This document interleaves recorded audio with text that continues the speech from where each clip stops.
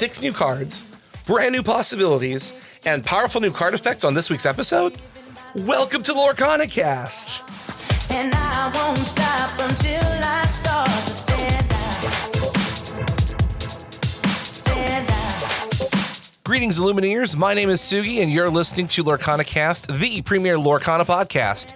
So back in the day, and I'm going to date myself here, but before the internet, Twitter, and Facebook, information took a lot of work to come by, especially when a new set of cards were released for, say, the Pokemon trading card game. So going to a pre-release event was a mixture of excitement to purchase products and discovering what cards were actually going to be in this new set. What hidden gems make your deck building experience more fun? What cool things am I about to see that have never been seen before? So in this episode, we will evaluate and explore 6 new cards revealed to the community last week. But we're going to have some fun with this show. In addition to assessing the cards at face value, we're also going to talk about how each card synergizes with other colors and some decks that you might see these cards get thrown into. And the best part about this episode is the number of impactful cards we are about to discuss. Each card here has something unique for Lorcana players to enjoy, and they expand on the space for creativity and player expression in Lorcana games. So let's get this show started with our guest from ReadySetDrawTCG. How are y'all doing? We are doing beautifully. If I can speak for both of us, fantastic. That's awesome. And then we have got Skeff here. What's going on, my brother? I'm doing great, sir. How you doing today? I am doing fantastic. And then Chris Bates is off with his family. I'm pretty sure he's going on a date, so props to him. I hope he has a lot of fun. But we are here to talk about 6 new cards that came out from Ravensburger. We actually did a 25-second review. We'll have the show notes for that, but we basically ranked them with meme videos, and it's awesome. But we are going to deep dive into these 6 cards and talk about what we think, where they belong, synergies, matchups, both good and bad, and some of our expectations for these cards as the set evolves. So something that's really cool is at the time of this recording, we have 50% of the first chapter spoiled. So we have 102 out of 204 cards. And that is really exciting because Gen Con is just a few weeks away, and all 4 of us are actually going to be there playing games and hanging out. So that's pretty exciting. You guys ready? The countdown continues. What's a Gen Con? What's a Gen Con? It's a place where a lot of people spend a lot of money, and it's really smelly and uncomfortable. Oh, can't wait. So kind of like my marriage and my wedding. Oh. Your wife doesn't listen to these, right? Yeah, my ex-wife probably doesn't. Oh. All right, we're getting real here. All right, tell me how you feel about that, Tyler. So we're going to have some fun. I do want to make a quick distinction, a quick clarification. At the time of this recording, we, again, only have half of the cards. So we are using our best knowledge from trading card games, other experiences to try and assess where these cards should fall. But that could change very easily next week if more cards are revealed and more news is unveiled. So we're just going to have some fun, because there is no meta, there's no deck that is superior, there's no card that's superior.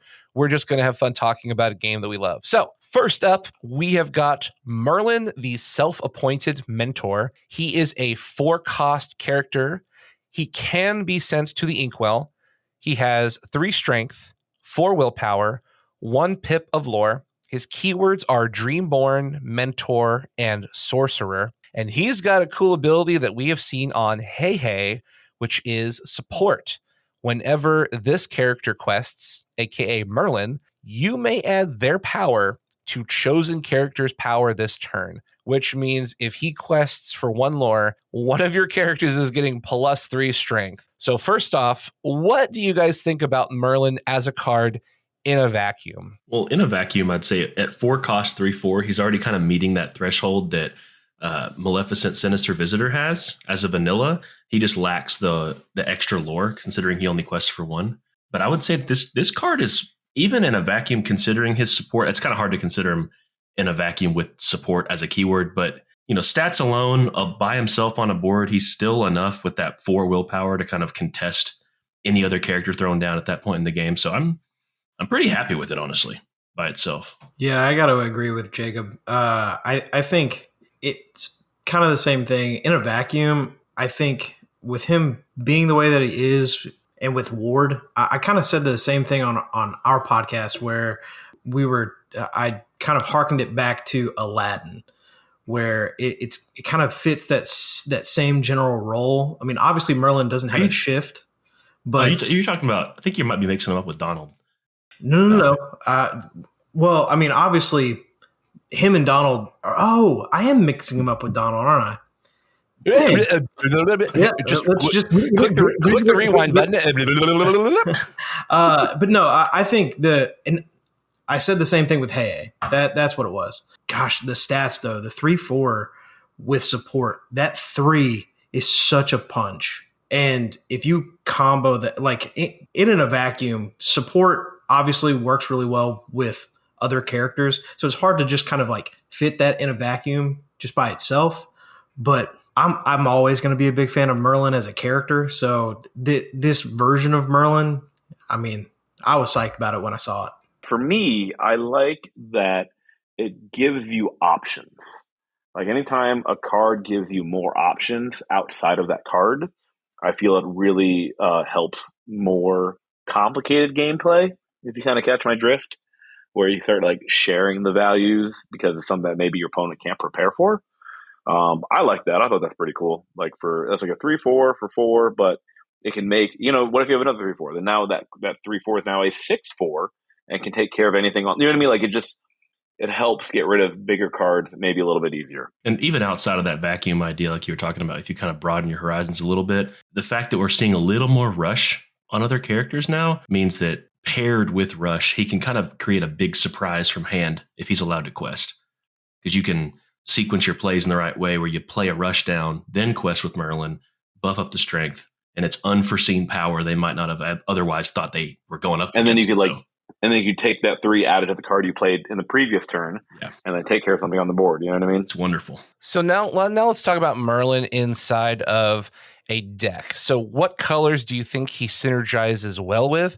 And what colors do you think he might not like necessarily synergize well with, or at the current state of affairs might just not mesh well with, because we don't know exactly what's out there. So we could say, hey, maybe he doesn't work with Amber super well right now. And then something comes out and it's like, oh, never mind. There's a good combo piece. But like at the current state of affairs, where do you like him in a deck? Where do you not like him in a deck? I think Merlin, I love him in decks with Challenger and decks with Rush, kind of like I spoke to before. Challenger already soups up strength to pretty much like really high, like obscene stats for the cost. But if you add 3 on top of that, you can kind of get even more punching power out of some of those challengers than you might not have. So inks like Amethyst can get value in that with Challenger and Rush, or inks like Steel can get that with their Challenger. I also really like it for bodyguard characters. It allows the bodyguard to kind of get in the action themselves a little bit, especially if their lore count's low. But a deck that I might not really see Merlin doing a lot of work in, and correct me if I'm wrong here, if you have a different opinion, I welcome it. I don't really see Merlin going well with Ruby, just because Ruby right now is centered around their evasive strategy. And I don't really think evasives, unless you're hitting other evasives, I don't see Ruby really needing the extra 3 strength when really you're just trying to dodge other challenges and keep on questing yourself. Mulan? Yeah, it works well. I said I welcomed other opinions. So you immediately like discard. Okay, so there's an alternative Ruby deck that wants to ban, or so I mean even Aladdin if he banishes something. My mind's all in the evasive Ruby right now. The Ruby Emerald evasive deck is like all I've been thinking about recently. Oh yeah, that's an insane deck. But for someone who like Aladdin wants to banish and he triggers that ability, Mulan wants to banish and triggers an ability. I'm sure we'll see more things that want to do that. And Merlin just empowers them because they can punch into something really big. Aladdin, their effect still goes off. Yeah, Aladdin could take out Maui with this. Yes, and that's the thing. A lot of people are like, how do you kill an 8/8? Merlin can get you there. A crazy bearded fool. Because you quest with Merlin, get 1 lore, swing with Aladdin, get rid of Maui, and then Aladdin procs because he banished something. So everyone loses 2, you gain 2. So you got rid of a character, you gain 3 lore, and you took 2 lore from your opponent. That's a pretty big swing. Oh, and again, their 8/8 is toast. Yeah.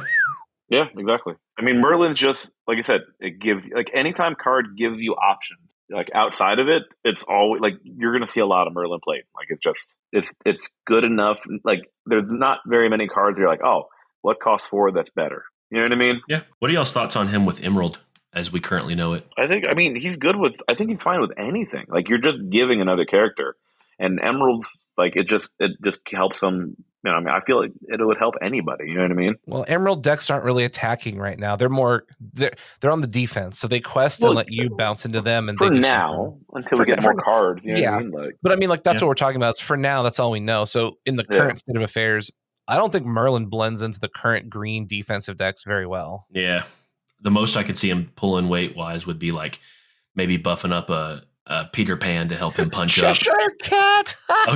Giving Cheshire Cat. That's a joke. Surprise! Yeah, no, don't do that, listeners. That's a terrible idea.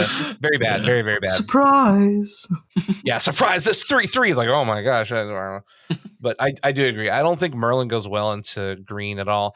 I don't think he goes well into purple unless you're building the Challenger Rush deck. Mm-hmm. So if you're building like the aggro list, he probably doesn't fit in there. So if you're doing like Baby Mal, Pascal, Olaf for early game, and then you're probably, I don't even know if you really want blue in that deck anyways. That's more of an item-centric deck as it currently stands. But. All right, so before we move on out, thoughts on Merlin. Do you think he's playable? He'll see play, or maybe we need to see more cards to, get him into the right deck, right synergy? I think he'll definitely see play. I mean, personally, I think he works really well with Steel, and I think in the Steel deck, I think he works really, really well.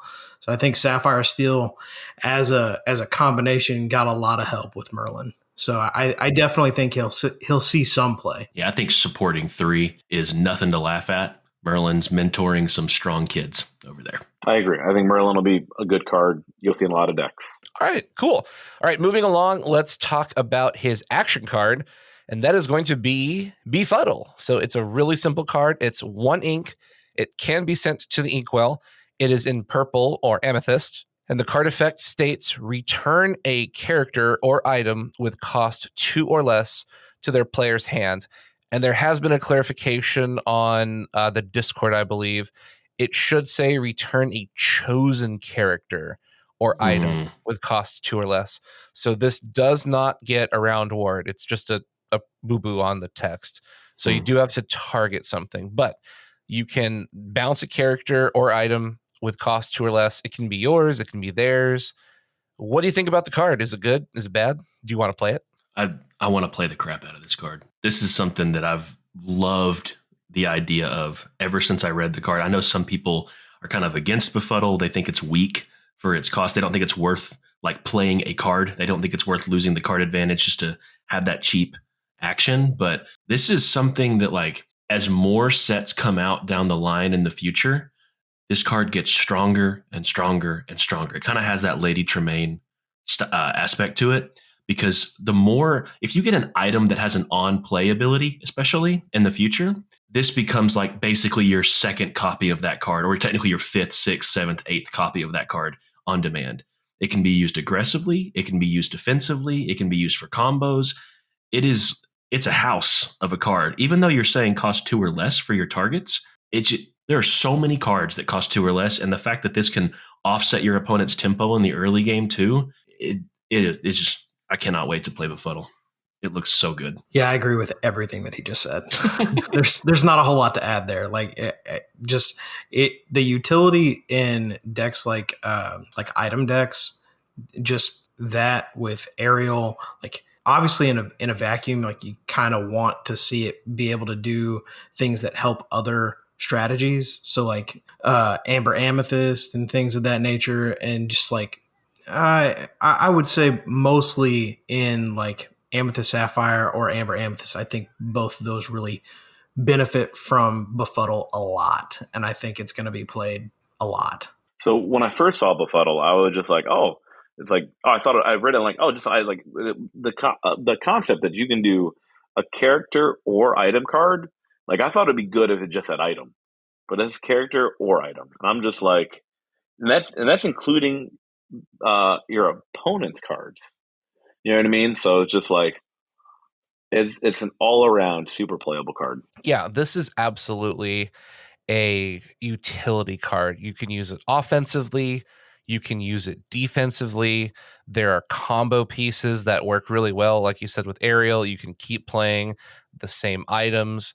And I would love to hear what this card synergizes with, which colors, which deck types. Where do you, obviously Ariel is one of them, but where else do you think this will synergize well with? Because we don't have a lot of items in the game, but we do have some very impactful 1 and 2 drops, one of which we're going to be talking about here in a moment.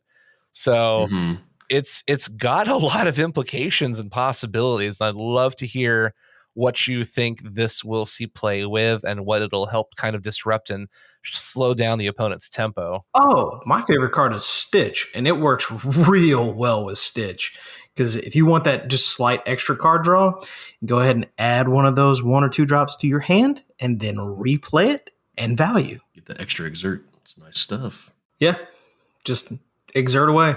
Draw your cards. I would also say this works pretty well with like anything that you have that's lower cost that may have a little bit higher willpower. Like if you get like a 2 cost with like 3 or a little higher willpower, if it's taken a little ding from something that, you know, maybe has bodyguard or something, you could play it back down easily with the heal. Technically use it as a pseudo heal. It's pretty nice. Works well with that new Simba we saw that lets you loot. Oh, yeah. I saw Simba, and I'm like immediately with that Simba. Yeah, I was like, any first reaction. I was on-playability. like, oh, Simba, yeah. I mean, Little Boy Bodyguard? No, he's talking about Future King, the 1 cost. Oh, I was talking about the 2 cost. No, I'm talking about the looter, where when you play him, you get to draw a card. Well, yeah, no, it works really well with that. It works really good with Timon. You could get 2 heals out of him. Yeah, I think for as far as like colors go, this card is really going to shine in the inks we've seen so far that thrive in their early game presence. So less so with Ruby. I don't see it as a Ruby pair card. I don't really see it either as like an Emerald pair card because Emerald hasn't even gotten to 1 drop yet that we know of.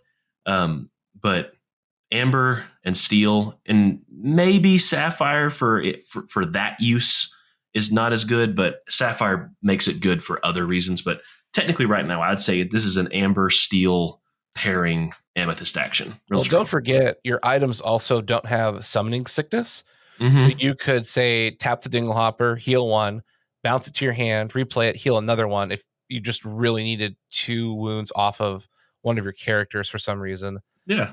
There's some interesting combo lines, and with every item that comes out and with every 1 or 2 drop that comes out, Befuddle just becomes more and more diverse in options and opportunity. Yeah. It's kind of like I was saying earlier, like this is one of those cards that comes out that you immediately think to yourself, I now need to review any 1 or 2 cost item or character ever in the future that's revealed.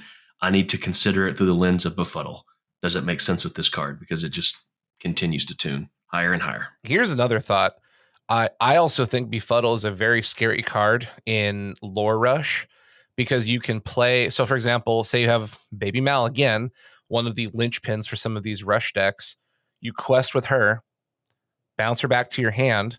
Then you can either replay her and then your opponent has to remove her with some kind of ability or card effect, or you can just sit on her and force your opponent to spend their removal on something else and then wait for a great turn to slap down 1 or 2 of these Baby Mal cards and threaten 4 lore for the win. Like, you get to 16 lore, slap down 2 Baby Mals. Hey, can you take them out? Do you have, a way to do AoE damage? You force them to have a certain play.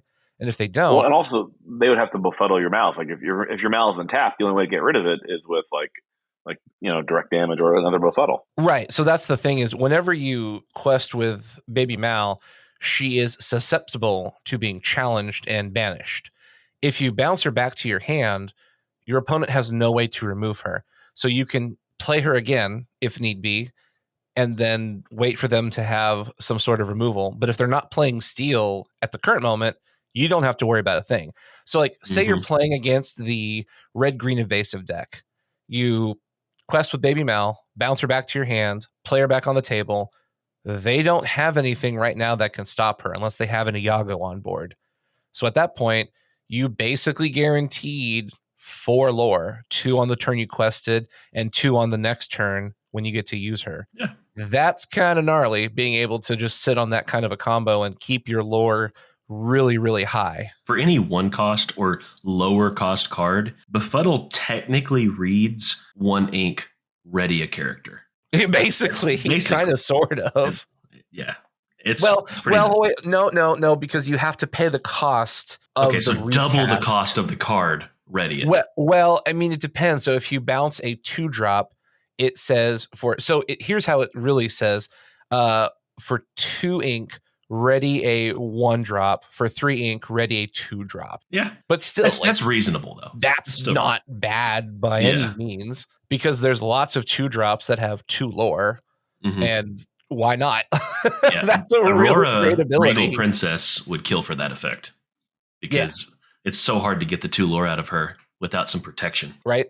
LeFou, super squishy boy, but he gets you that 2 lore really early on.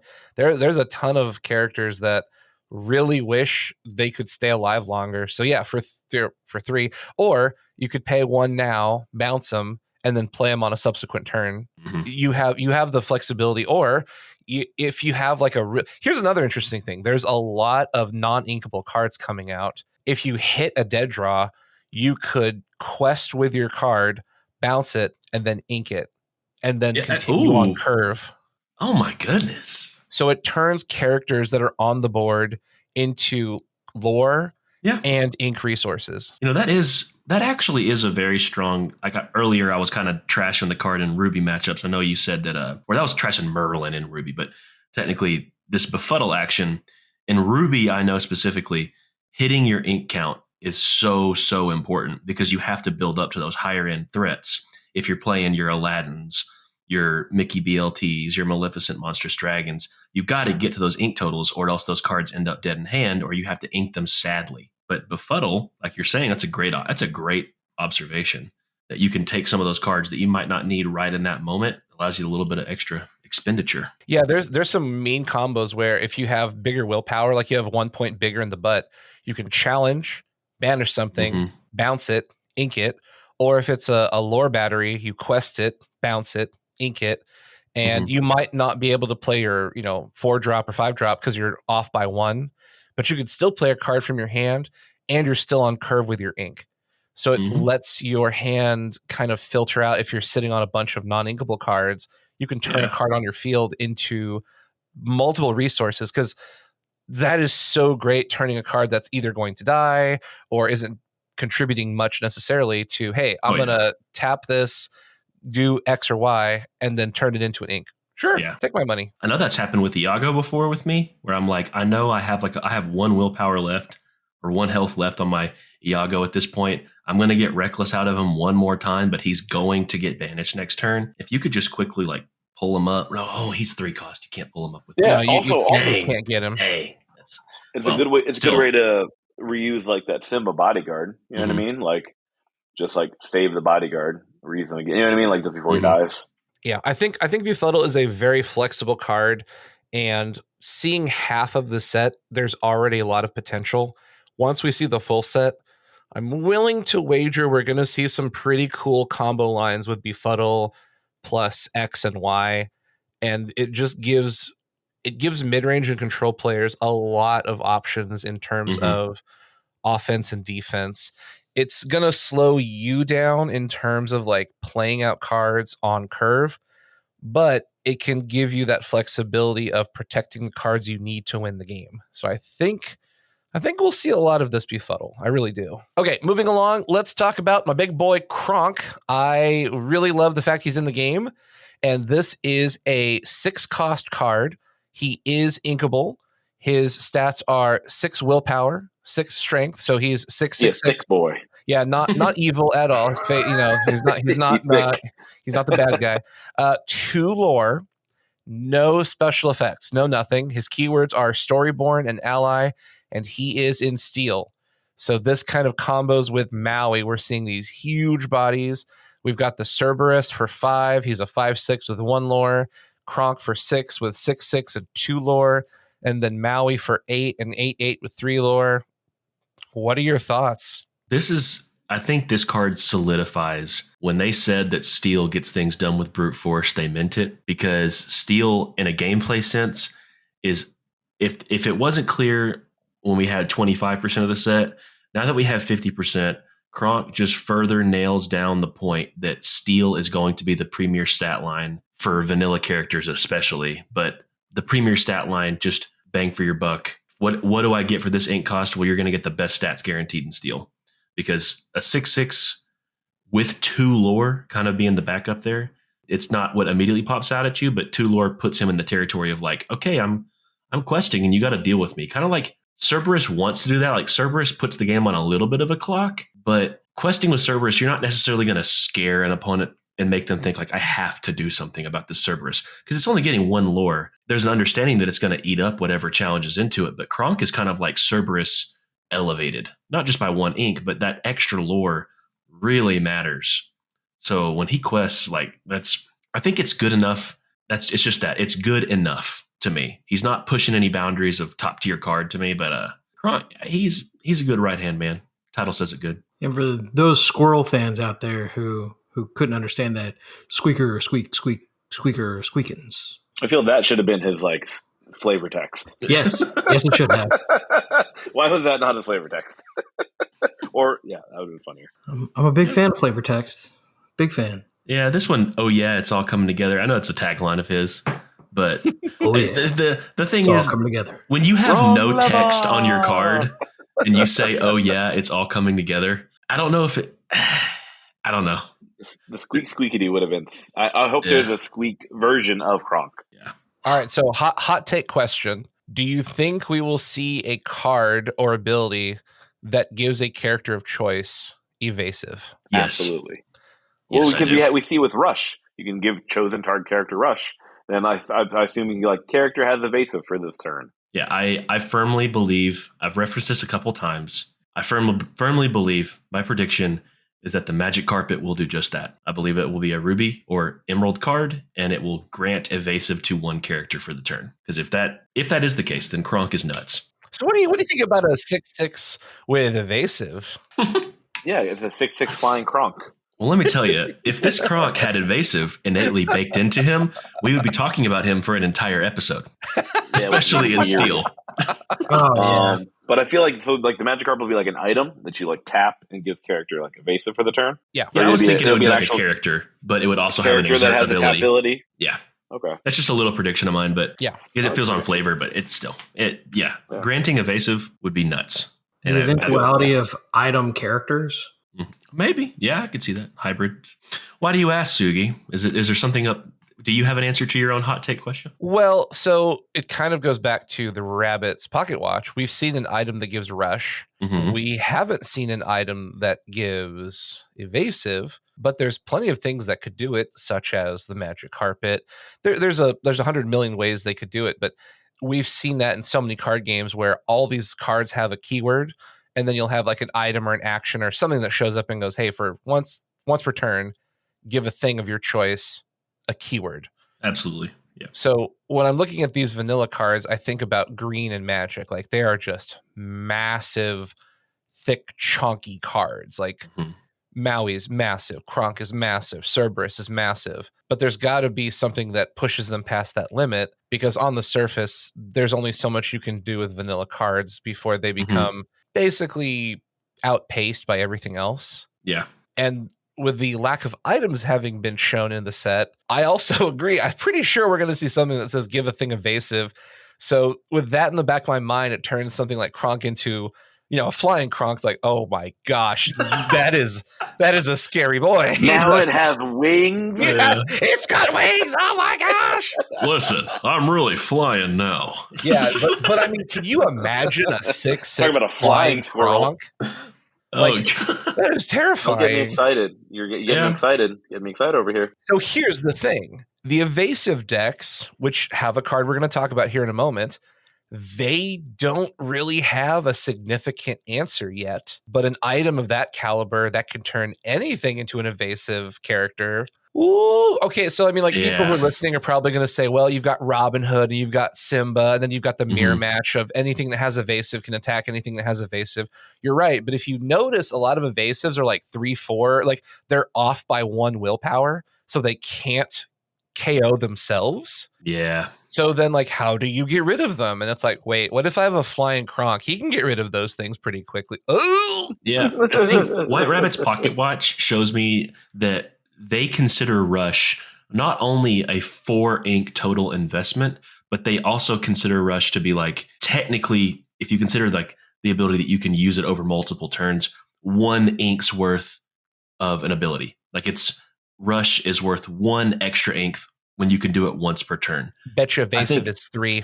I think, I was going to say evasive needs to cost more, but I think the upfront cost of that item should be a little lower, because if not, evasives can kind of take over your early game. And before you could ever play that item to start fighting back for board, you would never. It makes it unplayable. Yeah, it makes it like unplayable if it's too yeah. high. Well, it's probably like Magic Mirror. It's probably going to be like uninkable, 2-drop, pay 3 to evasive for your turn. Mhm. Because the thing is, you only want the evasive for offense. Because after your turn is over, It's you useless, lose the yeah. evasive keyword, and your opponent can just slam into you with whatever they want. Yeah, or they could throw on the until next turn. No. and make it real. Because here's why. Because you have to track it, and Reckless is already like I really don't think they want you to have to track Reckless and Ward and evasive. It'd be a lot. They They need more you're asking a tokens lot. to like signify stuff. Like That's then it true. just becomes like, well, then character things don't matter. You know what I mean? It's probably going to be one of those things where they're going to try and keep keywords that last until next turn to a very minimal amount. Yeah, it's always a balance knob they can always tweak too. Whenever they Also, really want to push a card, That's true, but also evasive on something like a Maui just makes him a 3-quester unblockable. Like, Yeah, I don't think that's healthy for the game, because you need a way to answer that character, and if you give the biggest character with the biggest stat lines and 3 lore evasive permanently, I think that's a bad feel and bad you look. force hard removal essentially, and if the colors don't got it, then it's not in the cards. Yeah, agreed. Okay, real quick, what decks does he work in? I mean, there's a couple I can think of right off the bat that he just like slots really well into, but I want to hear your thoughts. As far as decks that I think Kronk could possibly fit into, I think there's definitely a slot in there for a different type of Amber Steel, where it's an Amber Steel Bodyguards deck, where you just have big chunky things that just... Maybe you could use Dinglehopper to heal, kind of keep him up, keep him healthy. I Timon. get that. Yeah, use Timon. As long as if you have the more willpower you have, the more flexibility you have towards actually having healing matter. So that's Amber's a pretty solid one. I think Sapphire pairs pretty well with him, giving him ward so he can shy away from the hard removals, and also the fact that you can kind of get to 6 ink a little bit quicker with your detectives and 1 jump aheads. So yeah, I agree. I'd say Sapphire is probably his strongest pairing. Emerald kind of needs some beef, but purple gray, use the rush to block out their mid game, and then by the time you get to turn 6 and 7, you're dropping Kronk and Simba, and you're just questing for days. Because like turn 5, you could drop a Cerberus, so it's turn 3 Rafiki, slam into their board. Turn 4 Zeus, slam into their board.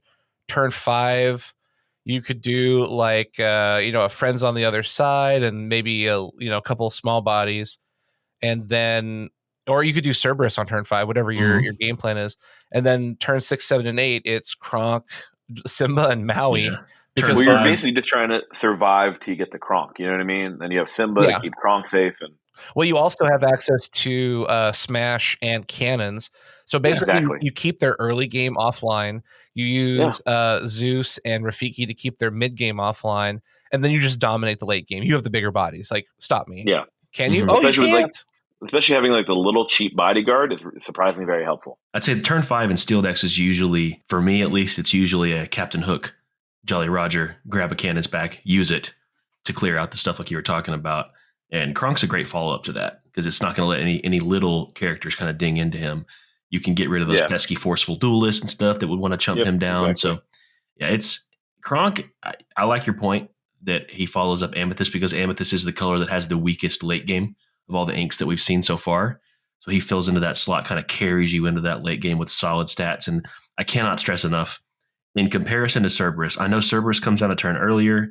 I know Cerberus therefore can test 4 drops, which is a very, very hard It only spot. has one lore though, right? It only has one. Yeah, that's my point. Yeah, he only has one lore, so he's not really putting a really palpable clock on the game. But Kronk with 2, anything with 2 lore is major tempo. So it's going to be something that I think is way more sought after. And if people are salivating over Cerberus, they should be cooking with Kronk. You know, It's a better version. It's a better version. Yeah, you know, who I combos would like to really point out well. that Kronk already cooks. Yeah, Yeah, That's it true. cooks phenomenally. His spinach. Wait, do you want the salad or the soup? What pairs well with Oh, Kronk, man. Sugi? Elsa. Oh yes. Tap him down, punch him in the face. Mm-hmm. Yep. You give him the 1-2 combo. Because here's the thing: what happens is when you see these big bodies on the board, the opponent starts to wall up and try and set up this big, huge swing. If you can get an Elsa online, you can start to slowly pick apart their board and all their critical junctions, and you keep building, and they start to slowly fall apart. And again, you're using the weakness of purple, which their early game and mid game is great because they can draw, they can quest, they can do all kinds of things. And then you tap into that brilliance of steel, and it's like, oh, you thought that Sorcerer Mickey was going to keep letting you play brooms, huh? Well, let it go. Yeah, in my playtesting, one of my greatest comebacks ever was using an Amethyst Steel deck, and what enabled me at that point in time was I had an Elsa and I had a Jafar out. Oh gosh! So that was keeping me where, I kid you not, the lore deficit was 18-0, and I won that game. You won that game. I won that game because Elsa and Jafar combined with it was actually item slingers, believe it or not, because I had coconut baskets. So Elsa and Jafar kept pressure on anything they played, and it turns out really the line of victory for my opponent in that game would have been holding cards in their hand and then playing all the cards at once and trying to make it where I had to remove everything because they only really needed to quest with one major thing. But yeah, Elsa and Jafar was already menacing, but Elsa and Kronk would be nuts. So I appreciate that call out. Good stuff. Well, let's continue on to the next card in steel, the Tinker Bomb. This one is a talking point. So I want to say a couple things before we get started with Tinkerbell. The internet at this point in time has gone a little crazy, saying she breaks the game, she's the best card, she's unfair. There's a shift mechanic on her where if the Tinkerbell player is going first, you can't stop it, yada yada. So at the current point of July 8th, at the time of this recording, most of those statements are true because we only have 50% of the cards revealed. Once we have 100% of the cards revealed, I am 100% sure that most of these complaints and most of these fears will be null and void. There are ways to play around this card. There are ways you can stop this card. And if you the player, go first before the Tinkerbell player, you have options for removal as well as using Elsa in conjunction with other things. So there are ways to stop what we're about to talk about. But I just want people to know, if you've heard, if you've been on Reddit and Facebook and the internet and everyone's like, oh my God, this card breaks the Lorcana. Like it does not do that. It's just because at the current state of time, she's one of the better cards in a vacuum. So let's talk about Tinkerbell Giant Fairy. This is a 6-drop inkable character. She has 4 strength, 5 willpower, 2 pips of lore. Her keywords are Floodborn, Ally, and Fairy, and she has 3 effects. Number 1, she has Shift 4. You may pay 4 ink to play this card on top of one of your characters named Tinkerbell. The current iteration is a 3-drop, also in steel, that is a 2 strength, 4 willpower character. She has a ability called Rock the Boat. When you play this Tinkerbell, deal 1 damage to each opposing character, so an AoE that affects your opponents, not yourself, and a second effect called Puny Pirate. During your turn, whenever this character banishes another character in a challenge, you may choose to deal 2 damage to a chosen opposing character. So to recap, she's a 4/5 with Shift 4. When you play her, you deal 1 damage to each opposing character, and you can attack banish something and deal 2 damage to an additional character of your choice, which could total up to 3, which potentially could, knock something out. So what are your thoughts? I know there's a lot of them. So this card, like my early testing, I like the Tinkerbell card already, the 3-cost one. And Sugi remembers when we first came up with the podcast. Sugi, what was the card I wanted the most of? Yeah. Mm-hmm, mm-hmm. So I have been waiting for a drop card to like deal damage across the board. And this Tink card I'm just so excited. Like the ability, I like everything about the card. Like it's a shift. The artwork, by the way, is great. Like there's nothing, I can't find anything flaw. I have no negative comments about the card. Like it's an area of effect. It has good stat line. It can shift. It has a couple abilities. You can pretty much take care. You could probably like take off 3 characters if you're able to like swing with it and give it rush that turn. So I'm very excited for the drop, 1 damage to everything. I mentioned this to Jacob. I think there was only one thing that I said that I wish that it had on it, or I wish that you could take away. And that is when this character challenges another character and banishes it. I want that segment to go away. Whenever it deals damage to something or it banishes a card because it did the AoE, it should deal the 2 damage. That would be like no. That'd be too easy. No, that would be like an almost infinite proc. Thank you. No, that was my rebuttal. And terrible then idea. I rebutted by making it a once per turn. Like, why didn't you say that first? Oh, okay, wait a minute. Now you're cheating because you knew that and you didn't say it here. Because I wanted to say exactly what I said to Jacob when we. That's true. When I first Where said does this man live? I'm going to hurt your kneecaps, man. But no, I think that it should be that segment should be a once per turn. But think about this though, because that effect is not a once per turn. If you have any way of being able to ready her at all. Yeah, totally. Yeah, there's going to be ways to ready her. Oh, yeah, for sure. Ready her. And that's why it's going to be a problem. Like, she is great. It's not even in a vacuum. She broke the vacuum. She is so good. And I gotta agree with Chris. It's so good. All right, here's my hot take. Yes. Second week in a row. Tinkerbell might be the second card after Ariel to get banned or errata in Lorcana. Oh man, that would suck. I like it. It's just an interesting card. Like the shit. Like here's the thing though. I think the card would like even if it didn't have the shift ability, I still think it'd be great. Like the shift, getting it out on turn 4, you're like this seems good. At turn 4, shifting the 1 damage could actively kill something. Yes, 100% it can. On turn 6, Pascal, it might not actually kill something. It might just wound something into killing range. But yes. I just kind of made this. I just thought about this right now. Is Tinkerbell the only character with wings that we know that doesn't have evasive? Because yes, I know who else. Or are you saying I'm right? Yeah, I'm saying you're right. You said she's the only character. Iago doesn't have evasive. That's true. I was wrong. Aren't those those are hands? Those are like cartoon wings. He's a parrot. Parrots can fly. No. That man makes fists with his wings. Those are hands. They're heavier. Don't make fists. The wings are dense. Look, if I see Tinkerbell's giant wings making a fist, I'm going to run and hide as fast as I can. Yeah. Now, I don't think, to speak on the Tinkerbell situation, I don't think they could fit the word evasive on the card. But look, man, Yu-Gi-Oh can do it. They can do it. Well, also, there's not many evasive steel cards. That's true. I don't think they will. So I don't think there really will be a focus there. There's like the steel is such a strength thing. Yeah, they're strong. They don't need to hide. They need cannons. Wait a minute. What you saying about evasive cards now? Hold up. I'm saying they're a bit cowardly. That's all I'm saying. I'm saying like they're afraid to fight. Oh no. That's all. No man. Negative, Captain.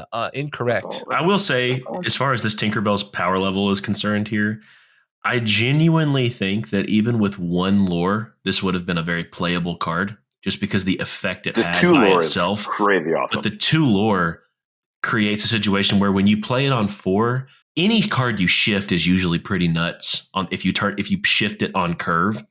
But playing this on turn 4, it really competes well, because it doesn't even matter if something has 5 or 5 willpower, that where it couldn't defeat it on its own through challenging, it deals the 1 damage. So it forces healing before it can do something. But the sneaky thing about this is I think people think when they read it, during your turn, whenever this character banishes another character in a challenge, deal 2 damage to a chosen opposing character. They think challenging has to happen next turn. But the shift enables it to be immediate, which means this could seriously clean out. I said it could take off 3 characters. Yeah, you could reasonably see a board where your opponent has something like a Baby Maleficent, a Simba, and a 2/2 of some kind. Call it a Goons. Iago. And just something that your 1 damage across the board cleans something up, and then it clears the Maleficent, and then you swing. Now that you've shifted, you swing this turn, challenge into something like the Bodyguard, and then ping the 2 damage on the other thing. You've cleared 3 characters that didn't even have to be 1 willpower. The tempo swing of this card is insane. If it's played in ideal circumstances. Also, the Tinkerbell that it shifts from is a playable good card. I disagree a little bit. That's Jacob's hot take. I'm okay. Here's why. The 3 cost, the fact that it's inkable saves it. But the 3 cost 2/4 at this point in the existence of the current card pool we have. Don't get this ability. I'll trust me. I'm going to get to its ability. The ability of Tinkerbell to draw a card then discard a card means in the middle of the game when you would be playing her, she has a tiny bit of utility of card filtering, where you can find a better answer, or maybe if you really need an inkable card, you can find it. But that's not going to happen until turn 4. So usually with an aggressive deck, you're already out of cards. If you've been inking every turn and playing something every turn by turn 4, you're running out of cards. So her ability, if you are low on cards, means typically whatever card you've been holding on to, if it is inkable, you were holding on to it for a reason. You want to play that card. So whenever you draw a card and then discard a card with Tinkerbell, you're pretty much guaranteed to discard the card you draw if you cared a lot about the card you had in hand. If you had no cards in hand, you are only discarding the card. So card filtering has a place, but to me, it has a place at the 1 cost or 2 cost slot when you have more card choice in your hand, and especially because Simba was on play, not on exert. I know that means Simba will only do it once, whereas Tinkerbell could do it more times. And I think that Tinkerbell will only get better when we get more card draw, because then you can reliably have her hand to refill that she can provide useful card selection in. But as we know with 50% of the set right now, Tinkerbell has been one of the most underwhelming cards in my testing. And please convince me otherwise, because I want to play this giant fairy and shift it, but I don't like the feeling of having to play that 3 cost Tinkerbell. You have to play that 3 cost Tinkerbell. Yeah. And I rest my case. I consider that eating vegetables. The card is playable. The 3 cost Tinkerbell is eating. Hold on, wait a minute. The 3 cost Tinkerbell is essentially eating vegetables so that you can get to the dessert that is Giant Fairy. Bro, vegetables are good for you. Yes, I know. That's the thing is the card. First off, coming from the man who eats broccoli. Okay, I'm just saying. It's a colloquialism. Dude, eat your vegetables. First off, that's too big a word here on this chat. I don't understand what that word is. Colloquialism? It's a saying, like a friend. It's like a saying that doesn't mean literally what it means. It's a metaphorical it's like colony, saying. but more fun. Yeah. Oh, God, cool. Yeah. So how do you feel about Tinkerbell? What? No, don't worry about it. Anyways, all right. I have some thoughts to project to the team and see what you think. First of all, I've noticed that all of the cards that shift are Floodborn. Thoughts on this? They are. I think that is because they are ever changing. They're not a constant. I think they're just I don't know. It's just something I feel like it's just something that's just they're not part of the story. They're more of something that's just coming from somewhere else. All right. Yeah, I think it's whenever the Dreamborn characters gain powers from other realms, essentially other Dreamborn realms, and you have a flood of ink overflowing onto the character where that glimmer becomes more than they typically would be, or they go in a wildly different direction because floods are unpredictable. Cue Something the like X-Men that. theme here. Yeah. Okay.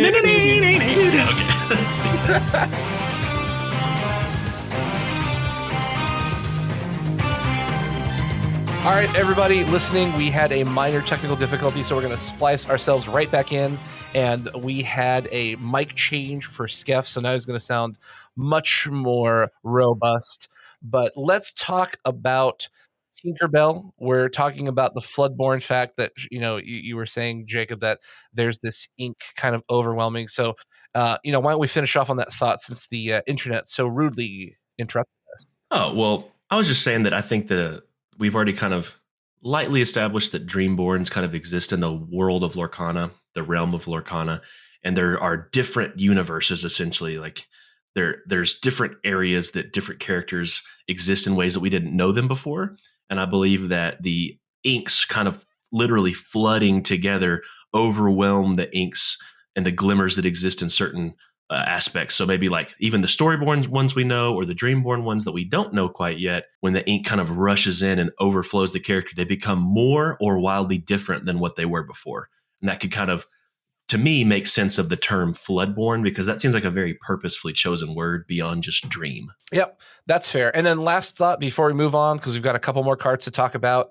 She has the ally keyword, which means I am still standing on this mountain, whether I live or die by it. I believe we're going to see ally anthem effects that say your ally cards get this kind of bonus or that kind of bonus. I'll die on that hill with you. She makes me think really hard and long about, what if they have cards that say, allies get +1/+0 or +0/+1 or, such and such and such. Like, her stats are great. Her card is great. But that ally keyword is the thing that really makes me kind of squirmish, because it's like, we've already got villain and princess kind of theme decks. Where there's going to be hero. And these other keywords are probably going to come into play where you've got, like sorcerer or inventor or so on and so forth. But there is a large amount of cards that have the ally keyword. And I'm 100% sure we're going to see ally theme support.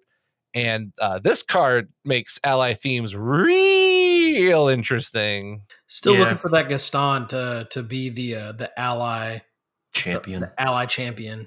Yeah, I think. Isn't he a bad guy? Yeah, but he incites riots. Yeah, he needs allies. The fact that his whole purpose is to incite an entire town into killing the beast.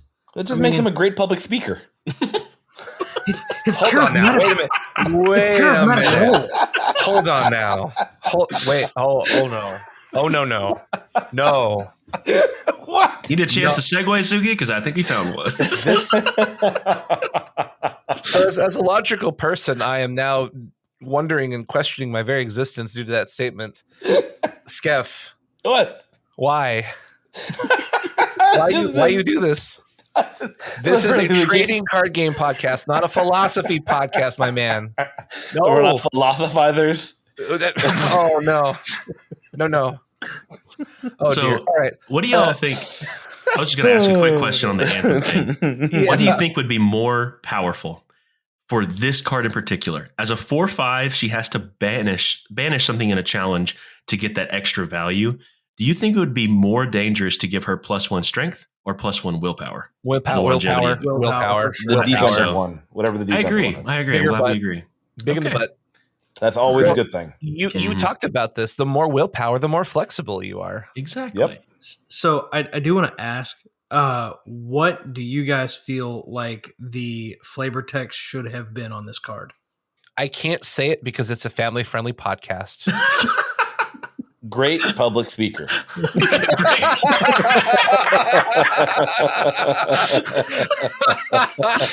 So, because me and Jacob have talked about this, and Jacob had his thoughts, but my thoughts were pretty simple. Do you believe in fairies now? No, that's terrible. It would just say clap. You believe in magic. It would just say clap. In a young girl's heart. Yeah, just so I can get mine out there, it was finally growing up. She's now ready to make waves. That was mine. Let's wait. Boo! Can we get to the next card, please? Your joke is bad, and you should feel bad. Maybe they could borrow the Julia Roberts line from Hook. No. Ooh, I think we had some cats and dogs to talk about. Yeah, that's true. But before we move on, what decks, what colors, where does she fit? Like, the card is great, but she's not going to do it by herself. She's got to have a team. She's got to have support. This one card cannot win games, although she can definitely affect the board. Purple deck card. No. There's definitely decks. I don't think she works well in yellow. No, I don't think she works well in amber. I don't think she's good in amber. I think she works amazingly in the combination that Lorcana kind of wanted her to be in, and that is Emerald. I think Emerald Steel freaking loves her. Why? Yeah, the Wolfsbane combo is ridiculously good. It's an on-curve play. 3 Tinkerbell, Shift 4, Wolfsbane 5. But I also think that she works really, really well in Ruby decks as well, because she helps clean out the problems. It's really, honestly, Ruby and Sapphire both get a big boon with this character's existence, because she obviously is meant to clean up early game. And while Sapphire has early game in some of its strategies, any strategy that's relying on ramping, whether it's a Ruby deck that maybe other Ruby ramp cards exist in the future, who knows? But any deck that wants to play top end stuff, typically you have to kind of just slog through the early game and hope you don't just lose too hard in the process. She helps clean it up. So any late game focused deck, she's welcome in. And I would consider that to be a lot of Sapphire and Ruby decks, respectively. How do you feel about her in purple, Amethyst? I like purple. I like the purple. She provides consistent damage. The inability to heal her means that you're going to get limited use. So in Amber, I actually think she does get a little bit of value if you can heal her to provide that continual, like, challenging, banishing threat. But maybe the fact that you could do a Pockets Watch to give her rush if you can't reliably shift onto another lower Tinkerbell, maybe that could provide some value. Alongside other rush characters, I think she's maybe better at doing cleanup work too. So like pairing her with like another onboard Rafiki or something, you could maybe soften something up with Rafiki and then let her finally banish and challenge into it to clear up something else. Or maybe Rafiki with her extra 2 damage can clean up something heavier.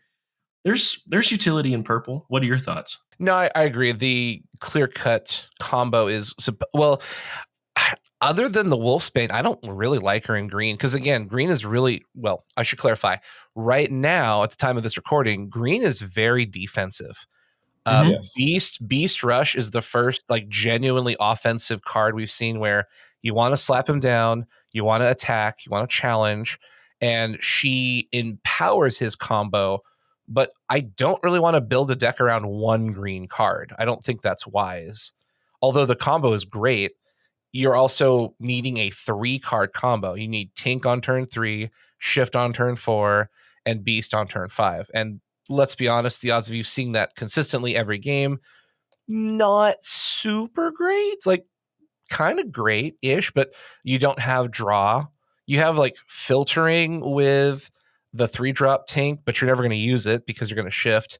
You have the Simba who can loot, but the thing is, if you don't have that card combo, you're kind of like, I guess that we don't go off this turn, because it would feel real bad if you have the 3-drop Tink and the 5-drop Beast and not the 6-drop big Tinkerbell, because the 5-drop Beast becomes kind of not awkward. Really great. Yeah.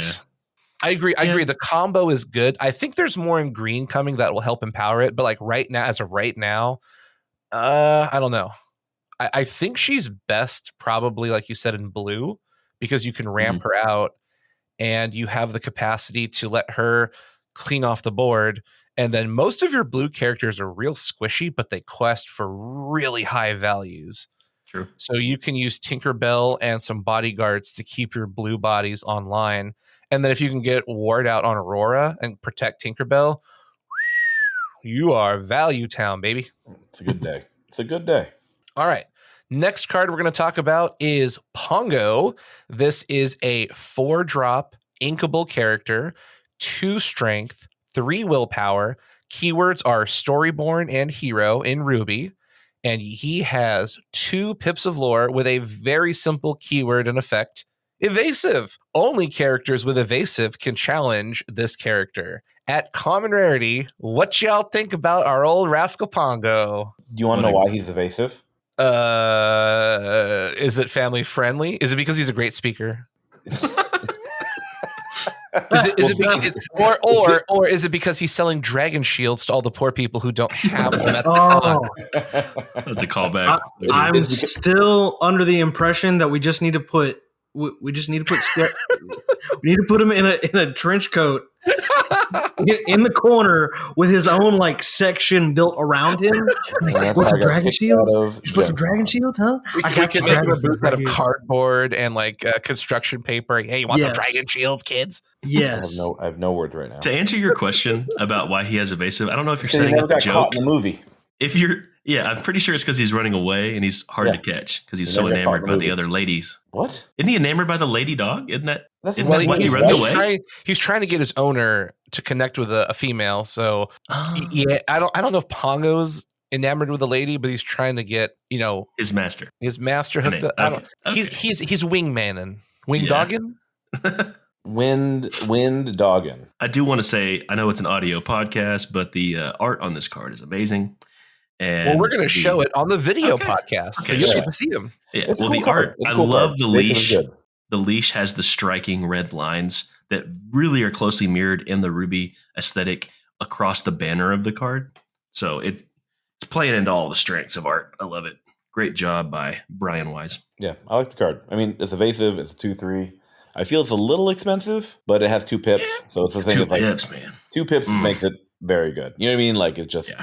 It seems like a card that'll be played in most red decks. It's my favorite keyword in the game thus far. That evasive is just so nice. And having the 2 pips on the evasive pretty much screams, like, especially by turn 4, you need a hard answer to this because it's going to start clocking the game fast. I love it. Tyler, what you think, man? On Pongo, I think I agree with the notion that it might be a smidge expensive. The 2 pips does make up for it, but four for a 2/3. The fact that Goofy exists and basically does roughly the same thing for really close to the same cost, I don't know. I have a hard time. But Goofy only has 1 pip though, right? No, he has 2. No, he's got 2. He has 2. Oh wait, what does Goofy cost? 5. He's a 3/4 with evasive, 2 lore for 5. Oh, well, I think what we're seeing, it's that whole Cerberus versus like Kronk, like. It's just a better card, right? I mean, kind of. I think what this kind of establishes to them is that evasive is worth 1 strength, 1 willpower. Essentially, like it's kind of equivalent in that.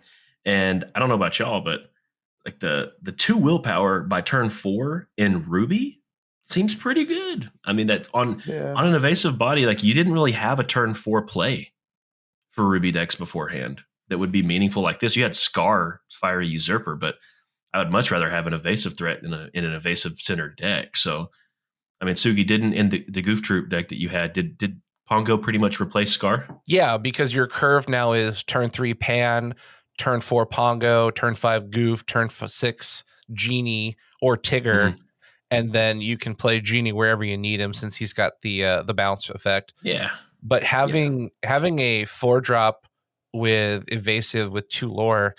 If your opponent isn't playing Steel, right, he's not going to die because unless you have evasive, you can't do anything. Now, in the mirror match, so hilariously, Peter Pan banishes Pongo because Peter Pan is a 3/2. They're the inverse of each other. Yes. So Pongo and Peter Pan crash into each other and banish each other. But if you're not facing off against an evasive deck and you're not facing off against something with removal like Steel, he just sits there and quests, and they have to figure out either they need to fast track their board state or they need to pass and go to game 2 because you're just not going to outrace them because you can't touch them. And I maintain that the lore race, as in the testing environment we currently have, the lore race trends towards, in a lot of matchups, whoever establishes an early lead generally pushes to the win. It's kind of hard to have a comeback situation. Tinkerbell helps with that, but being able on turn 4 to start your 2 lore clock is just way better than starting on turn 5. Like every earlier turn that you can start that really like lore master heavy effective race, it makes it just exponentially better. And if they're not playing the decks that you were talking about, Sugi, then they're going to have unique answers for these evasive characters. And the earlier turn you can throw out something that forces their hand, the more removal you pull out of their hand. So whenever you get to those genies, those Tiggers, those Goofies, they've already used a lot of the bulk of their like efficient removal on your Pans and Pongos by that point. So he's just another target on his back to receive those removals, especially with that 3 willpower. It's not that hard if you have good removal in the game right now to get rid of it. But it may, a turn 4 Pongo, it may bait out a Let It Go.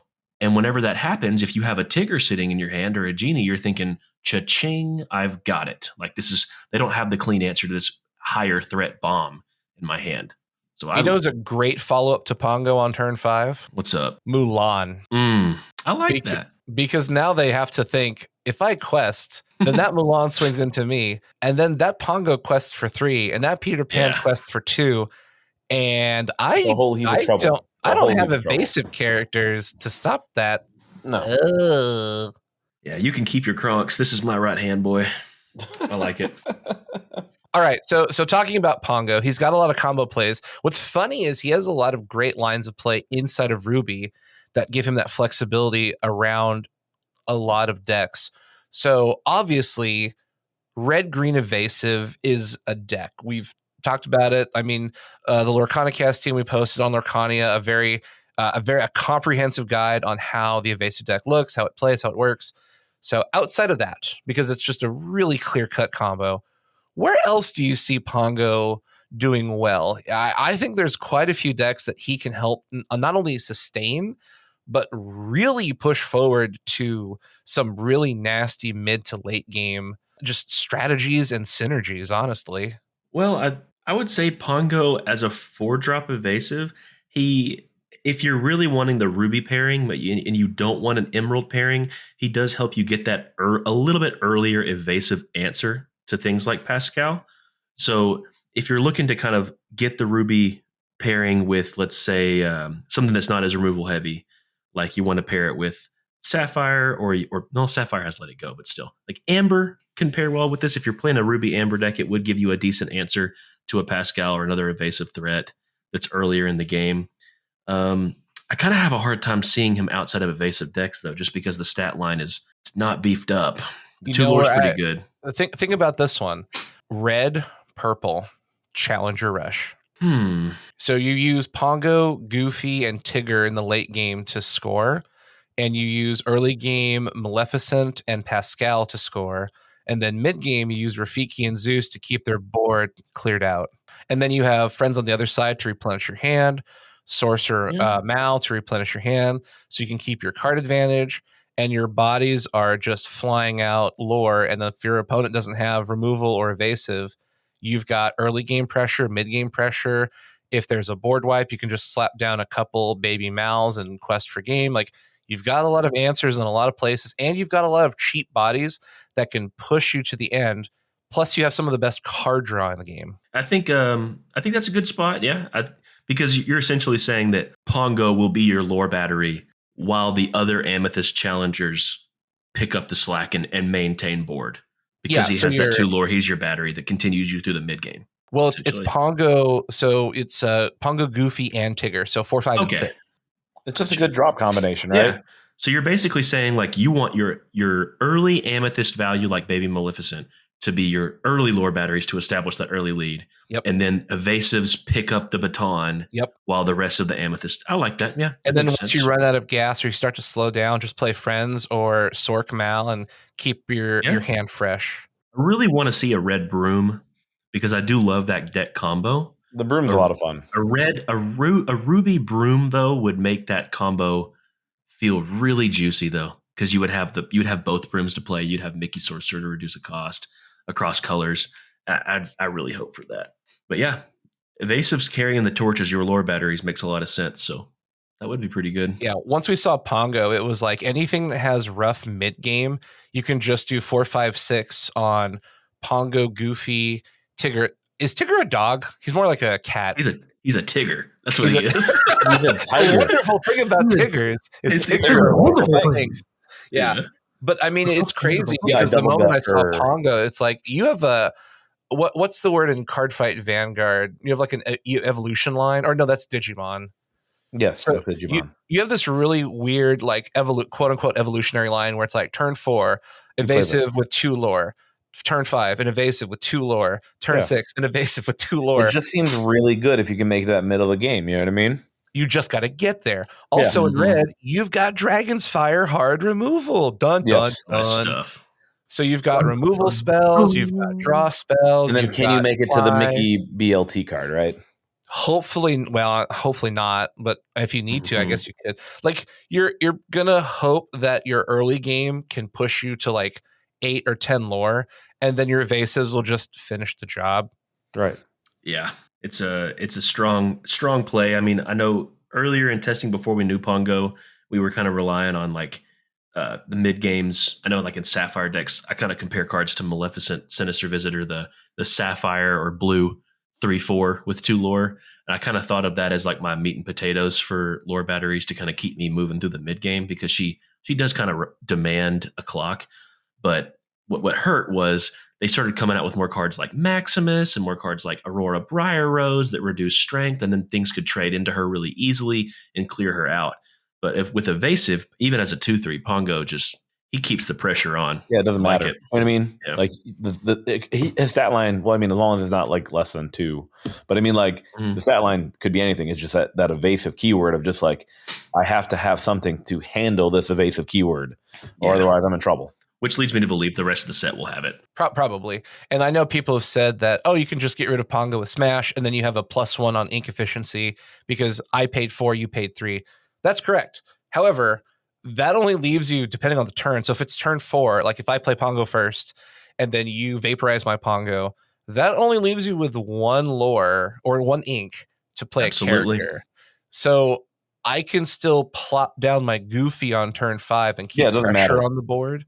Exactly. Well, so it does matter, but a lot of people see that 2/3 and think, I can just get rid of it with a removal spell. Yes, that's true, but it also eats a card from your hand, and it makes it really tough for you to keep a body on the board and play the removal spell. You can, depending on the colors. So if you have like a Captain Hook, or say you're playing like purple steel, so you could play like a Baby Mal or an Olaf, or you could play 1-drop and you could play the Smash. Or if it's like, later, you could there's a lot of different combinations. The point I'm trying to make is Pongo puts a body on the board. If you respond to it, it makes it hard for you to put a body on the board. And then if you're playing on curve, cool, I'm going to slap down a Goofy. What you got? Probably not something as good as a Goofy. Right. And then I just start tapping sideways, and I'm going to let you worry about how to stop me, because I'm just going to go questing as fast as I possibly can. Yep. Yeah. What they may have gained in a tempo of an efficient answer, they've lost in tempo by not maximizing their ink, unless they can utilize that 1 ink extra on turn 4 productively. So it's good stuff. Also, he's got the hero keyword, which there will be a hero deck. There will be a hero archetype, like tribal deck. So I'm curious to see if he can get like that +0/+1 where he's a 4 willpower. That will be awesome. Yeah. That would put him out of range of a lot of things. Let's talk about our last card. This is one of the most interesting cards in the set, although it's a lot more subtle. I think this card brings a lot of interesting aspects to Lorcana, and that is Simba the Protective Cub in amber or yellow. This is a 2 ink card. The card can be sent to the inkwell. 2 strength, 3 willpower, 1 pip of lore. Keywords are Storyborn, Hero, and Prince. And another very simple keyword, Bodyguard. This character may enter play exerted. An opposing character who challenges one of your characters must choose one with Bodyguard if able. What are your thoughts on this 2/3 Simba? Baby boy who wants to guard the realm. Because that's the first words that came out of my mouth when we talked about Simba the first time. Because he's a child. It's a child with Bodyguard. But he does it effectively. He does it effectively. 2/3 on a 2 body is really solid. And I think, Jacob, we talked about the fact that a lot of the like early game characters that you'll see are typically either like a 1/2, a 1/1, or a 2/2. And so having a 2/3 body on a 2-drop is actually pretty survivable on turn 2 and turn 3, where they're going to try and challenge into it or leave it alone because they can't challenge into it effectively. So I think that plus mid game with a deck that runs Stitch Rockstar, and I feel like I'm kind of reusing the same stuff that I've previously talked about before, but I mean, it's accurate. Like having Simba already, he wants to exert when he's played because of the bodyguard mechanic, but using Stitch as the mechanic that exerts him, I mean, you get to the same end result with a little bit extra push. Yeah. So I think it's kind of a tangential point, but I have to make it. This card, when I first saw it, I compared it to Minnie Mouse, and I thought to myself, wow, the only difference that Minnie Mouse has is she loses bodyguard, but she gains the princess tag. So that tells me that they have a lot of plans for the princess tag, because my goodness, does this card just beat Minnie Mouse in every other category. Like having bodyguard innately for the same stat line, same lore count, same cost. It feels like bodyguard is free, which I welcome, because as you've mentioned before, Suki, on Twitter and stuff, it's having a bodyguard as early as turn 2. We have not had that yet. The earliest bodyguard was just turn 3 with Hercules. But now that it's on turn 2, it allows a lot of your 1-cost cards to quest and feel safe doing it. So it's the early game is where interaction matters most to gain board control. And Simba is really putting Amber in the lead as far as taking initiative and maintaining that board control. So I love it. Love to see the Cub. I'm excited. I mean, it's like you guys said it perfectly. It's a 2-drop, and it just makes those other 2-cost cards. You're like, why would I play anything else where this just gives me the option of bodyguard if I need to? You know what I mean? Mm-hmm. But it just 2-drop bodyguard 2/3. Like, it's a good card that I feel will have long-term play. It's just a good card. It's a good, well-rounded card. I wasn't scared of like aggro decks necessarily, or like lore rush decks as much, because I knew we had AoE coming. Like it was an inevitability in the design space. But this Simba kind of like, for everything that Tinkerbell did to calm my nerves about the presence of aggressive, low to the ground decks, Simba kind of reinvigorated that nervousness about it, because it makes the trading so tough against those aggressive decks. So yeah, I agree with you, Skeff. That's tough, man, to see a 2/3, especially if you maybe were wanting to use like a Captain Hook or something, or like a pretty decent Goons trade into like a 1/2. It's now just eaten completely by Simba. So it's awkward. You know, it's even more awkward with Simba, playing him on turn 2, not doing anything with him. Then on turn 3, you quest with him and you slap down a Rafiki. Oof. And now you can't get to that Rafiki. Yeah. You got to go through Simba. Yeah, I think. I mean, somebody's got to guard the Pride Land. I mean, it might as well be the baby boy. Yeah. So the Twitter thread I brought up was Simba creates this extension of gameplay, both for your 1-drops, 2-drops, and 3-drops, because he's kind of this bookend where if you have a baby Mal, you can quest safely and bodyguard with Simba. If you have Maleficent doing her thing multiple times, if she can get 4 lore by questing twice, you have absolutely made up for that 1 ink you played. Like, you've gone way above the curve. If you can get her to quest 3 times, you win that game. Spicy. Most of the time. Here's the thing, though. If you couldn't get Maleficent, you've got Pascal. That's great. You could do Olaf. Olaf can score. He's pretty tanky, and having a Simba behind him basically turns Olaf into a 6 willpower quester. So he's going to be around for a while. But what's cool is Simba can also rubber band the other way upwards to protect the 3-drops with Rush and do some pretty gnarly things in Amethyst Amber with that early game How do I get to the Rafiki? You can't. Do you have removal? Do you have smash? No, I'm not playing steel. Sorry, homie. You got to go through the cub. Exactly. I do think too, something worthwhile is like the beauty of the bodyguard mechanic is that it doesn't matter when you play it, because most of the bodyguards we've seen up until this point, except for Simba here, Hercules is a 3 cost. It's not really easy to weave that in to a turn unless you're in the late game. And most of the bodyguards we've seen were 5 or 6 cost. Well, that means that they usually take up the entirety of your turn. But with Simba, he provides a low cost opportunity to say, yeah, I'm going to do this big thing and I'm going to annoy you by blocking your play. Because it doesn't matter if he's just a 2-3 in stats. He's going to require a challenge if they're trying to challenge into your board to clear it. So what I think is really cool is at the end of the game, maybe you need that one extra turn of questing. Maybe you need that one extra turn of like, I just need my 2 lore from these 2 characters next turn, and then I win. Slapping down a Simba, even though he's a 2-3 body and a 2-cost character in the late game, he may give you that little bit of delay from your opponent's plans to push you across the finish line.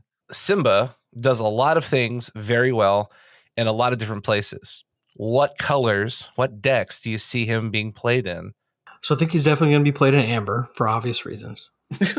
Amber Steel, you mean? You're fired. No, I said what I said. we know what you mean. But no, I know. I said what I said. Dang it. Anyway, but no, I do believe that he's going to be playing Amber Steel. I think it's a really easy slot in because the deck already likes to run bodyguards in the first place. So Amber Steel works super well with this. I think Amber Amethyst with obviously the 1-drop Maleficent. I mean, it plays super well into that. I think just kind of the interesting thing that we're starting to see with Amber is it's kind of a jack of all trades color. So it kind of does a lot of different things, and it does them pretty well across the board. So, I mean, I could see a lot. I mean, I could see Simba just being kind of a linchpin for a lot of different colors, just because it's a really good, low cost, decently statted bodyguard in the early game. I would say that in particular, Simba slots in really well to those steel and ruby decks. Even like an evasive deck, you may have in like an evasive mirror match, you may have a potential situation where they're able to quest into your evasives or challenge into your evasives like you hadn't really planned for. But if you have a bodyguard, it doesn't matter if the bodyguard has evasive, they still have to challenge the bodyguard first.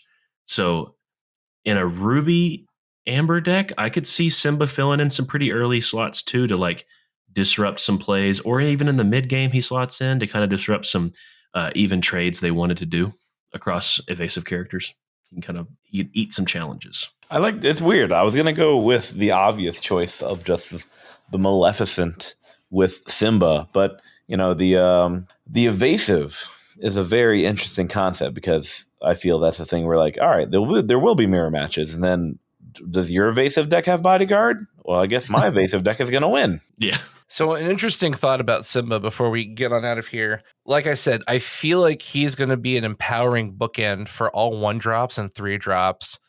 And as more cards are revealed and as more sets are revealed, when you find these really powerful but squishy 1-drops or these 3-drops like Rafiki that they swing all out, but they're super vulnerable to a snapback counterattack, Simba can be the linchpin to help protect those things and extend your tempo while slowing the opponent down or forcing your opponent to attack things they really don't want to attack.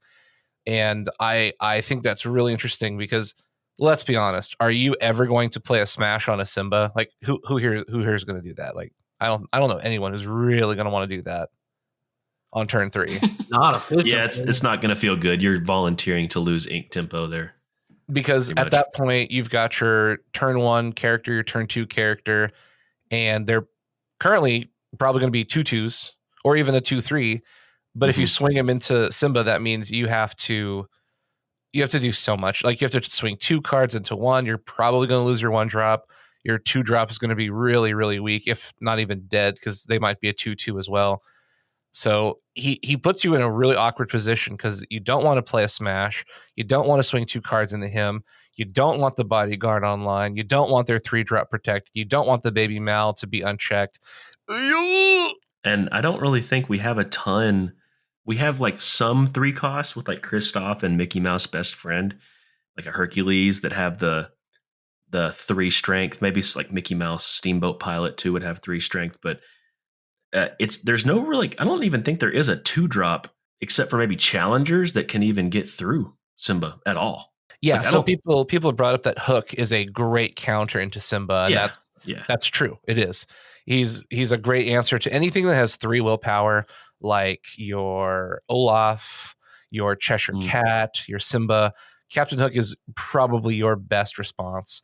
But again, if you don't have the Hook or you're not playing in Steel, okay. Also, Simba eats the Hook, so it's a 1-for-1. Like, I don't love it, but your Hook didn't attack my Maleficent. Yeah, exactly.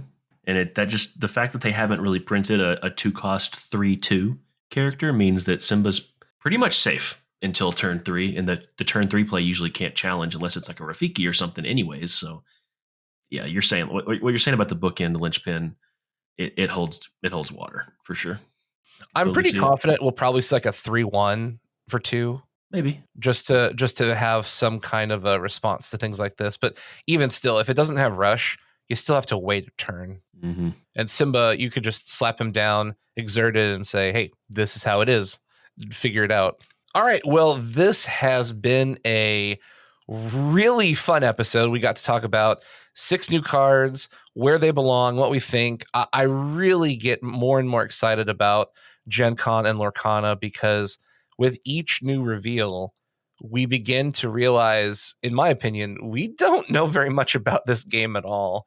And it's just becoming more and more and more open-ended. And that is very exciting. So any last thoughts, anything that gets you really excited after seeing these last 6 cards revealed? Yeah, I think personally, kind of like to the point you're speaking on, like every card that comes out, we realize how little we know. It's also because like the frame at which you compare every card that releases and it gets spoiled, you have to compare it against more and more cards because it's a wider card pool to review it with and analyze it with.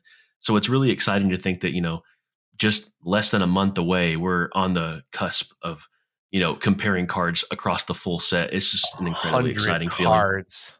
Feeling. Yeah, it's wild. Regardless of what happens, we will see 100 cards in the next 3.5 weeks. What in the world? That's crazy. That is wild. That's like 5 cards a day minimum to think about like that. Gen Con cannot come fast enough. All right, so I'll pose a question to the table, and then we're going to wrap this up. What color are you most excited about? Because we've started to see cards for every color. We've started to see different effects, different abilities, different archetypes. Like, we're really beginning to see things kind of blow out. We only know half of the card pool. But at the same point, we're starting to see the colors actually become like a legitimate color pie in what they can do well, what they can't do well, where their synergies lie. And I'd love to hear what you're starting to fall in love with and what gets you the most interesting. I'm gonna go with like at least the deck or like the color that I kind of started playtesting first. I'm still gonna go with Steel. Like I'm still excited for Steel just in general. So I'm gonna pick Steel as like my favorite one so far. Oh, mine's simple. I will always and forever go with my Stitch. So Amber is the way that I'm gonna go. I think it's a safe bet. You've had like 23 cards revealed in Amber thus far. You've got a pretty wide slice of the color pie. But for me, I'm going with my good old unproven Ruby. The Ruby cards with the evasives, the Ruby cards with the big splashy plays. Everything I see in Ruby thus far tells me that it's always going to be like for an exciting game, whether I'm making big splashy plays or realizing that I'm going to lose way quicker than I thought because I can't get developed. Either way. Either way, I'm going to have a good time with Ruby, so I'm loving it. Are you a Timmy player? Absolutely, I am. Yeah, my gosh, yes. Yes, he is. I've really no Timmy. Yeah, I've really tried to emphasize, especially like now that I've gotten through a lot of like what I consider like my competitive scene experience with other card games, I'm really getting into Lorcana with really trying to prioritize the fun of things and just making sure that fun is like the central priority of my game experience, because that breeds the most longevity. I think that's wise, because that feels like the philosophy of Ravensburger. I don't know if they want to or even really care about a competitive scene. Obviously, they want a balanced game, but I don't look at this game in Ravensburger and think, oh, we're going to have a PPTQ with $50,000 on the line. Yeah. A lot of people are like, oh, maybe they'll have tournaments where you can win trips to Disney. It's like, I feel like they want people to play this game and have fun with their family and their friends and go to conventions and play multiplayer. And, Gen Con's got some cool prize support, but I think they've kind of shown their hand where they could have had a huge event. They could have had huge prizes and announced all this stuff. And at this point, it's like, hey, play a deck, get to top 8. We'll surprise you with something interesting. If not, you get to walk away with one of the first booster packs plus starter decks in the world. That's pretty cool too. So I like the way Ravensburger's thinking, and I like the way you're thinking. Like, Lorcana is going to be fun. Will we play competitively? Yeah, but I'm not going to try and like beat someone down into the dirt to get a W. I'd rather have fun and make memories than, win over anything at all costs. I don't think it's worth it. Yeah, and I mean, every color, it's not like I don't want to speak to the fact that like I think Ruby is like the only color built for fun. I just think, Ruby, it's like the painting is on the wall, the writing's on the wall. Like big splashy is what Ruby does. Big splashy is what I like. Tyler likes going wide and stuff, and that's what Amber wants to do, so. I also really like drawing cards. And that's why I posed the question is, I don't necessarily think the colors you like are the best. It's the one you're most interested in, because I'm the most interested in green. I think it's the most flexible. It's the most awkward. It does a lot of strange and bizarre things. We've got all kinds of unique ways to get out of situations. Is it the best color? There's no way to tell if it's the best. No one can say what color is the best. We have 50% of the card set. That's foolish. But I could definitely tell you I am a color pie green player in Lorcana. It is definitely calling my name. Also, it's got some of my favorite characters, like, Cheshire Cat, Peter Pan, Genie. Oh. So Yeah. we're hitting a lot of things that I love in both theme and mechanics. But that's the fun of it. Each player is going to identify with a color that they love, and I think that makes Lorcana fun, because it's not right, it's not wrong. It's just, what do you like? Run with it. Go for it. Have fun. Preach. So as always, before we get on out of here, support your local game store. Do that thing. Talk to them. Get your Lorcana product. Please don't buy online. I don't even know if you can buy online. Everything's going to sell so quickly. But before we get on out of here, why don't you tell us where we can find Ready, Set, Draw, what you guys are talking about, what's on your next podcast, or what's your most recent podcast? I know one of them came out quite recently. So tell the listeners all about yourselves. Absolutely. As of today of the recording, we have released episode 6 of Ready, Set, Live, our podcast. You can find it on Spotify at Ready, Set, Live, or Ready, Set, Draw, or Ready, Set, Live, and search either one. You can find it if you search Lorcana. But also, we also have our YouTube channel, ReadySetDrawTCG. You can follow us at Twitter at ReadySetDrawTCG. And we primarily try to post podcasts once a week. And we have our Lorcana Lessons series where we go over the basics of understanding the game. And we're starting to dive into deeper topics. And then the next episode that's coming out is all about tempo. So I've actually garnered a lot of information from discussions like this to kind of pool all of the knowledge and analysis together, so I can make that episode pretty good for any newcomer to understand what playing with tempo is all about. So I'm really excited to release that episode soon. And it's been great to be on the show. Yeah. And, definitely check out that newest podcast, because I think at the end of it all, I think we really, like, just between me, Jacob, and Anthony, we all kind of sat back after finishing that one, like, God, that was a great episode. And we got to talk about some decks that we've played in other card games and comparing to what's possible in Lorcana. See if we can mimic those strategies for the fun of it. So All right, Illumineers, thank you so much for joining us on this week of LorcanaCast. Make sure to follow our friends ReadySetDrawTCG on all of their social media, as well as their podcast on YouTube. And if you want to connect with us, you can find us at LorcanaCast on Twitter, Facebook, and YouTube. So this is Sugi signing off for everyone, reminding you that Ohana means family, which means nobody gets left behind and nobody gets forgotten. The squeaky wheels always getting the grease. I'm so